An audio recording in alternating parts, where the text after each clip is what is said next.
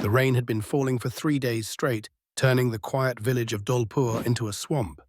Fields were drowning, roads had disappeared, and cows had taken shelter on rooftops like grumpy old kings. But none of this mattered to Vishruth. Vishruth was 11, with scruffy black hair that refused to be tamed, eyes that sparkled with mischief, and a knack for getting into trouble. He had once tried to ride a buffalo to school, mistaking it for a particularly hairy horse.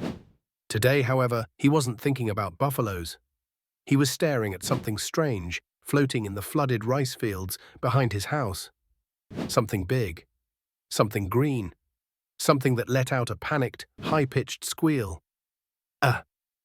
A dinosaur! Vishruth's jaw nearly hit the muddy ground. The creature thrashed in the water, its tiny arms flapping wildly. It was no taller than Vishruth himself, with round, terrified eyes and a mouth full of tiny teeth. Now, a sensible boy might have run away.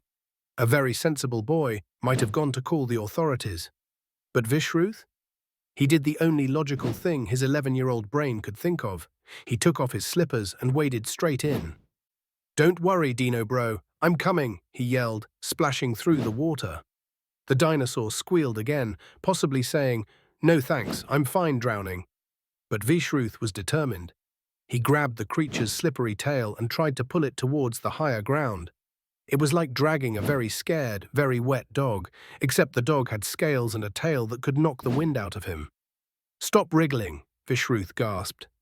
The dinosaur did not stop wriggling. Instead, it flipped onto its back and kicked wildly. One of its feet landed smack on Vishruth's face. Splash! Vishruth went under. For a terrifying second, all he could see was murky water and tiny fish that looked way too interested in his nose. Then, with a mighty gasp, he surfaced again. "Okay, that's it," he sputtered. "If you don't want to drown, stop kicking me."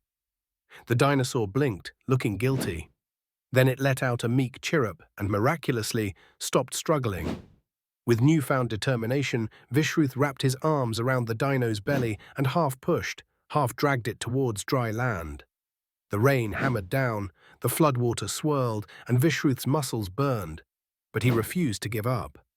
With one last mighty pull, he heaved the dinosaur onto a small hill. Both of them collapsed onto the muddy ground, panting. "We did it," Vishruth wheezed. The dinosaur wiggled its little arms in excitement. Then, before Vishruth could react, it flung its big, wet, scaly body onto him in a hug. Squelch! Vishruth groaned as he sank deeper into the mud. "Great. Saved your life, and now I'm a human pancake." The dinosaur chirped happily and licked his face. "Ew, gross. You eat bugs with that mouth." Before Vishruth could complain further, a loud thud, thud, thud shook the ground. He turned and almost fainted. A much bigger dinosaur, at least 10 times his size, was stomping toward them.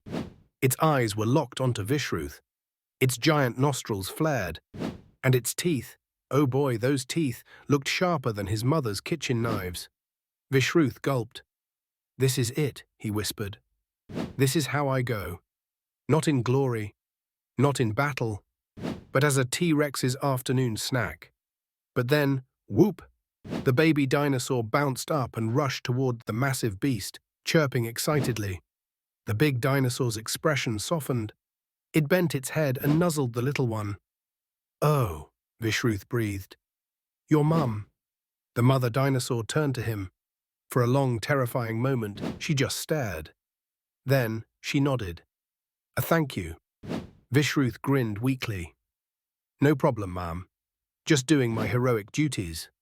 With one last glance, the dinosaur family turned and stomped away into the misty jungle, leaving behind only giant footprints in the muddy ground.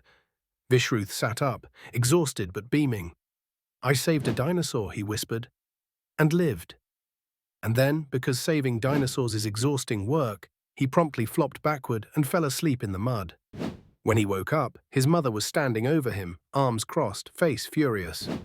"Vishruth, why are you sleeping in the mud?" Vishruth blinked up at her and grinned. "Ma, you won't believe me, but I just saved a dinosaur." His mother rolled her eyes. "Of course you did.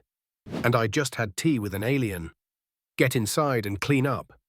And that was how Vishruth became the only boy in history to save a dinosaur from drowning, only to get grounded immediately after. What is the moral of the story? Think about it. Was it about bravery, helping others, or maybe never giving up? Did you enjoy the adventure? If yes, then like, share, and subscribe to the Joy Diary for more fun stories. See you in the next adventure.